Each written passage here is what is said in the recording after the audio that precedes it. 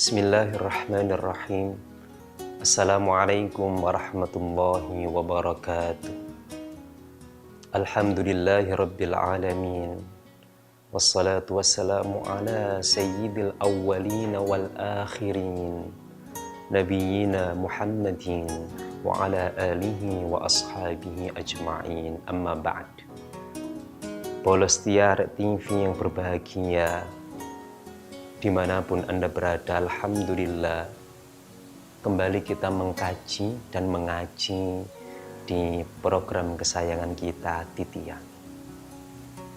Sebagai manusia, tentu tak mungkin terhindarkan dari salah. Sebagai manusia, tentu tak mungkin terhindarkan dari dosa. Makanya dalam bijak bestari Arab, wa ma summiyal insan illa linasli. Tidaklah disebut manusia itu insan kecuali karena dia sering lupa. Atau dalam bijak bestari yang lain, al-insanu mahallul khata' wan nisyan. Manusia adalah tempatnya lupa dan tempatnya salah. Tentu seluruh manusia, kecuali para nabi dan rasul yang memang dianugerahi oleh Allah al-usmah atau al-ismah, bentuk proteksi khusus dari Allah untuk para nabi dan para rasul. Tapi kita sebagai manusia biasa, tentu potensi bersalah, potensi berdosa itu tetap saja mungkin terjadi. Lalu bagaimana ketika kita menyadari betul akan kesalahan itu? Yang pertama yang tentu harus kita pegang adalah kita harus optimis dan yakin bahwasanya itu ampunan Allah teramat luas. Ampunan Allah teramat luas. Dialah Allah mengenalkan zat-Nya sebagai Al-Ghafur, yang Maha Mengampuni. Dalam Al-Quran, surah Yusuf ayat 87, ketika Nabi Yakub berwasiat kepada putra-putra beliau, wala tai'asu mir rauhillah. Wahai putra-putraku, janganlah kalian itu berputus asa dari rahmat Allah. Janganlah kalian itu berputus asa dari belas kasihan, kasih sayang Allah subhanahu wa ta'ala. Di surah Az-Zumar ayat 53, Allah juga berfirman, la taqnatu mir rahmatillah. Janganlah kalian itu berputus asa dari rahmat Allah. Dua ayat tadi itu adalah perintah kepada kita bolo semua, bahwa apapun kesalahan, apapun bentuk pelanggaran yang kita lakukan kepada Allah, tetap kita harus optimis dan yakin bahwa Allah itu Maha Pengampun. Dan supaya Allah mengampuni, kita pun juga harus serius mengakui dosa. Kemudian kita pun juga harus serius tidak mengulangi dosa yang sama. Dan kita juga harus serius untuk berniat memperbaiki diri terus saleh. Kali ini akan saya sajikan sebuah hikayah, sebuah kisah dalam kitab Al-Mawa'id Al-Usfuriyah karya Fadilatul Syekh Muhammad bin Abi Bakar, atau yang lebih populer dengan Imam Al-Usfuri. Ada satu kisah di era Nabi Musa. Suatu ketika Nabi Musa itu mendapatkan informasi dari Allah Subhanahu wa Ta'ala. Dan sebagaimana kita tahu, sebagaimana tersebutkan dalam surah An-Nisa ayat 164, wa kallamallahu Musa taklima, dan Allah benar-benar mengajak dialog langsung Nabi Musa. Nabi Musa pun mendapat informasi dari Allah, Musa, nabiku, hambaku, ada jenazah tergeletak di satu tempat sampah, dan aku perintahkan engkau untuk merawat jenazah itu sebagaimana layaknya jenazah orang yang beriman. Baik Allah. Nabi Musa pun kemudian menggali informasi lebih lanjut kepada para kaumnya. Wahai umatku, adakah kalian yang tahu bahwa ada sosok jenazah yang tergeletak di satu tempat sampah? Ternyata banyak yang tahu bolo. Oh iya Nabi, kita tahu yang meninggal itu siapa. Baik, antarkan aku ke sana, kata Nabi Musa. Baru saja Allah menginformasikan kepadaku dan menyuruhku untuk merawat jenazah itu. Diantarkan nih Nabi Musa sama kaumnya menuju satu titik di mana jenazah itu tergeletak dan di tempat sampah. Berangkat ke sana, didapatilah jenazah. Nabi Musa kemudian tanya kepada orang-orang, kenapa kalian tidak memperlakukan jenazah ini selayaknya sebagai jenazah manusia? Kenapa malah engkau geletakkan di satu tempat sampah? Dijawab sama orang-orang, gini Nabi, orang ini tuh waktu hidupnya itu gak ono api iblas lah, elek tok, mangkel wong tok. Jadi begitu dia pun meninggal, tak satu pun di antara kita yang bersedia untuk merawat jenazahnya sebagaimana manusia mukmin pada umumnya. Nah, ini kemudian Nabi Musa agak serius. Sabar sih bolo ya. Jadi Nabi Musa setelah mendapat jawaban itu ini menjawab agak serius. Jangan kemana-mana bolo.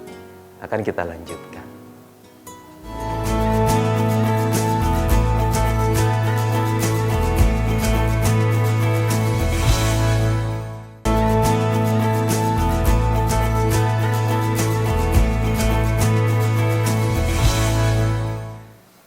Sebelum saya lanjutkan hikayahnya bolo, saya akan menyajikan satu hadis diriwayatkan oleh Imam Ad-Dailami dari Ibnu Mas'ud radhiyallahu taala anhu dalam kitabnya Al-Firdaus bi Ma'thuril Khitab. Qala Nabi sallallahu alaihi wasallam, al-fajir ar-raji rahmatallahi aqrabu ilallahi min al-abid al-muqnit. Seorang pendosa, Nabi bersabda di hadis tadi, seorang pendosa yang senantiasa mengharapkan kasih sayang Allah, belas kasihan Allah, rahmat Allah Subhanahu wa ta'ala, itu jauh lebih dekat kepada Allah daripada seorang ahli ibadah tapi dia berputus asa. Al-fajir ar-raji rahmatullahi aqrabu ilallahi min al-abid al-muqnit. Nah, kita lanjut ke kisah tadi. Nabi Musa tanya, kenapa sih kalian itu kok enggak merawat jenazah ini itu selayaknya jenazah pada umumnya? Dijawab, orangnya itu loh Nabi selama hidup itu gregetno, melakukan pelanggaran, maksiat, garai mangkel tonggo. Wis pokoknya dalam pandangan kami si fulan ini elek tok, gak ono apike.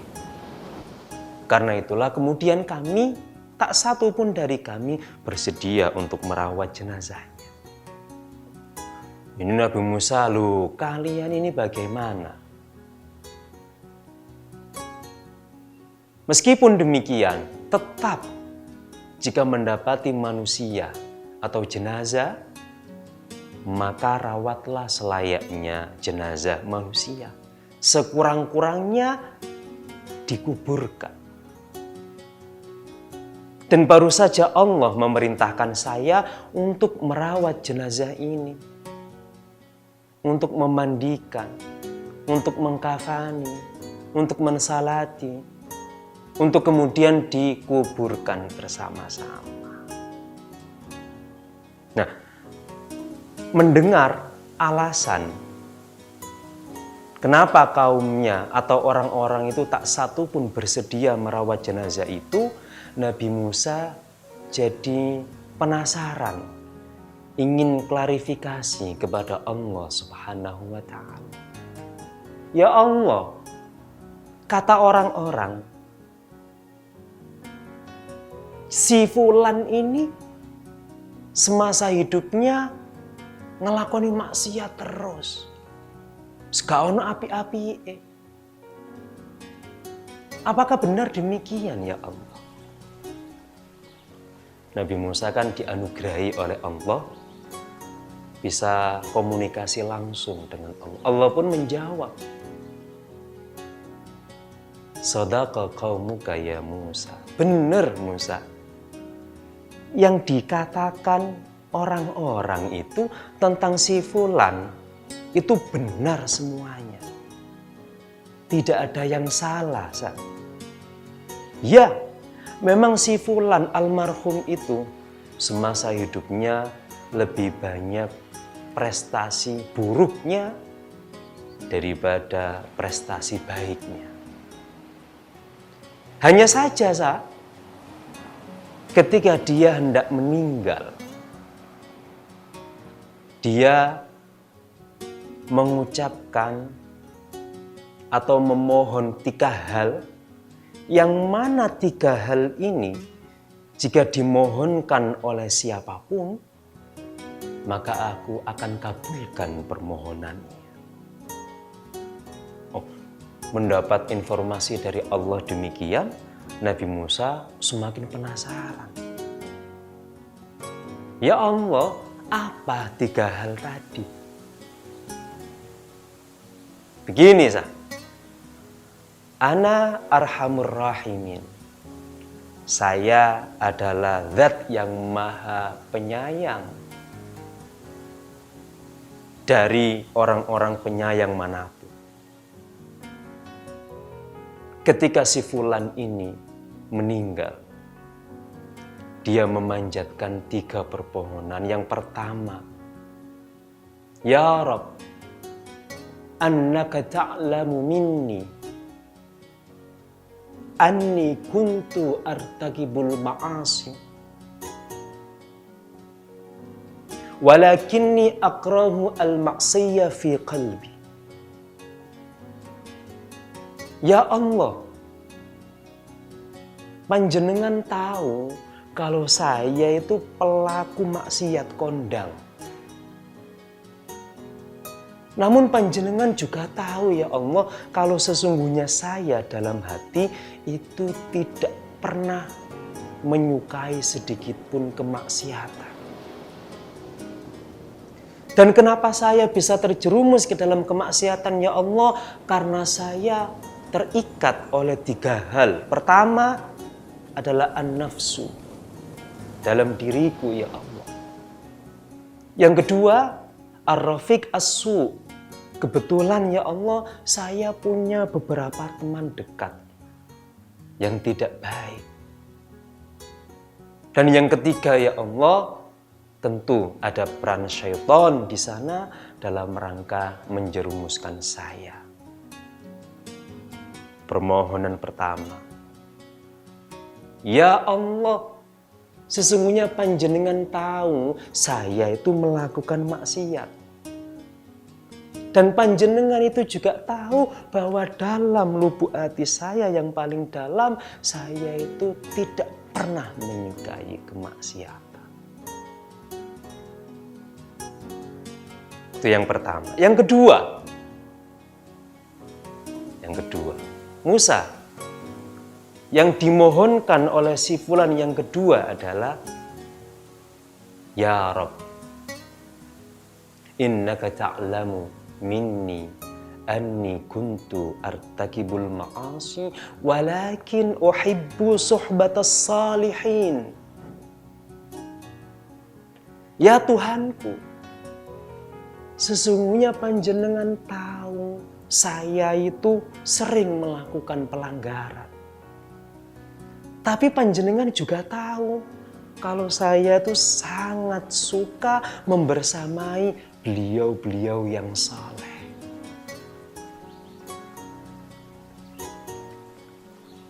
Permohonan yang kedua. Yang ketiga, ya Rabb, inni uhibbus salihin. Ya Allah, sesungguhnya saya itu mencintai orang-orang soleh jauh melebihi mereka-mereka yang tidak soleh. Dan panjenengan tahu itu ya Allah. Hatta lau istaqbalani rojulani saleh wa taleh laqaddamtu hajatas saleh ala taleh. Dan panjenengan tahu ya Allah, seandainya dihadapkan kepadaku 2 orang, yang satu saleh, yang satu tidak, pasti aku akan mendahulukan untuk menjamu yang saleh. 3 permohonan tadi. Dan Musa, karena 3 hal tadi, bagaimana mungkin aku yang maha penyayang tak mengampuni seluruh dosa-dosanya? Apa yang bisa kita ambil, Bolo? Sabar, Bolo. Nah, kita review lagi, kita cermati 3 hal tadi. Tetap di Titian.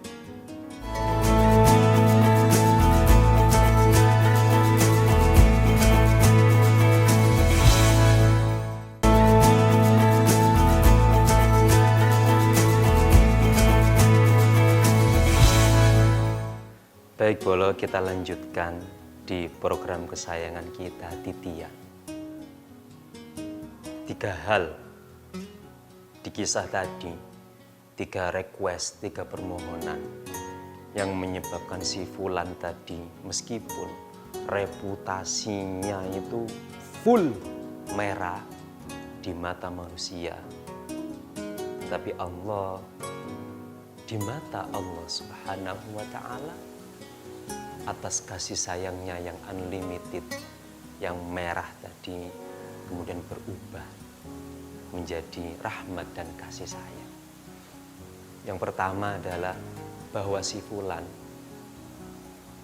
mengaku melakukan dosa, tapi sesungguhnya dalam lubuk hati dia yang paling dalam, dia tak pernah menyukai dosa.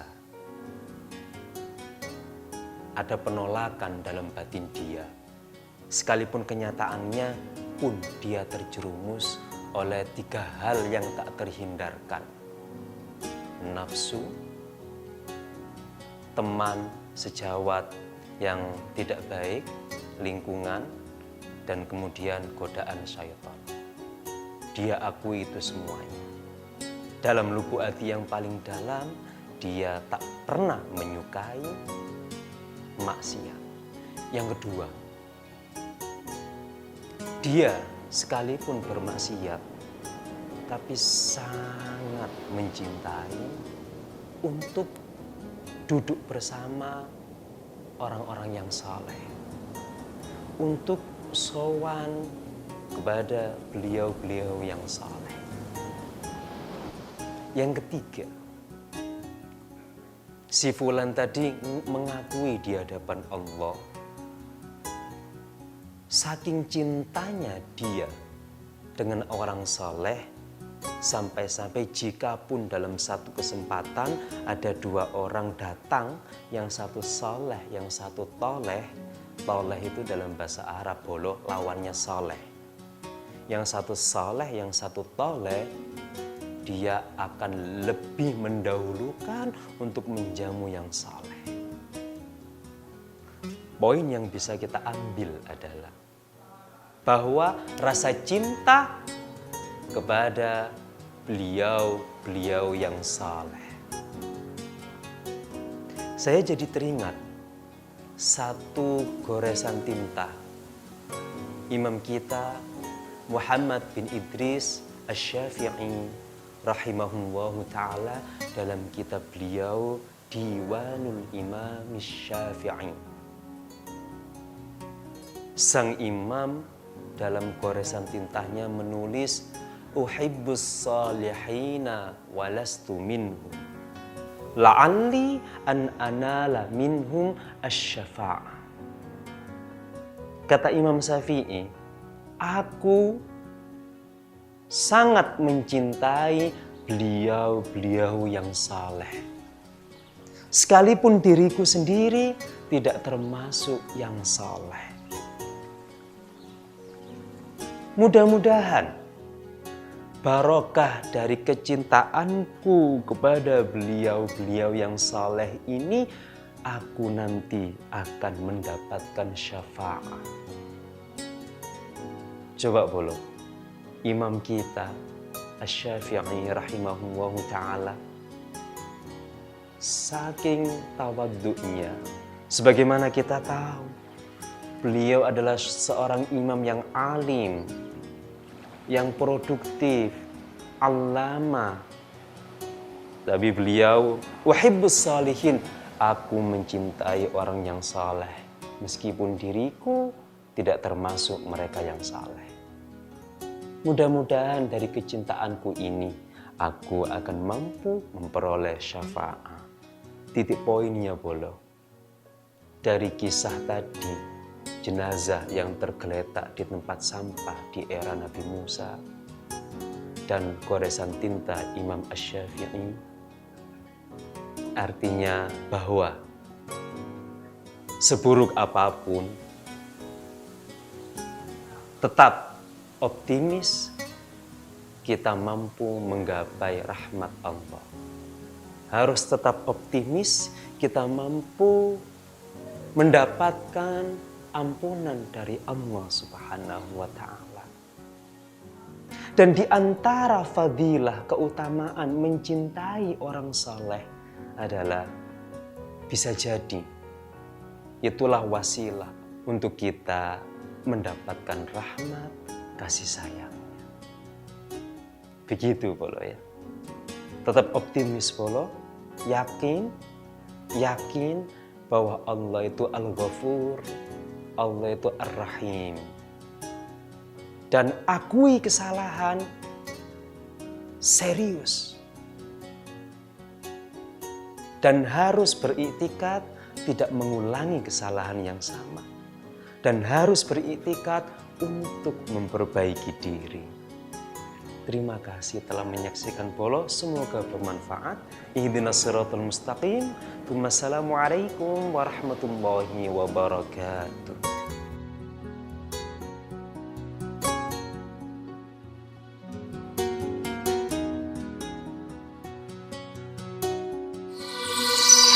Are TV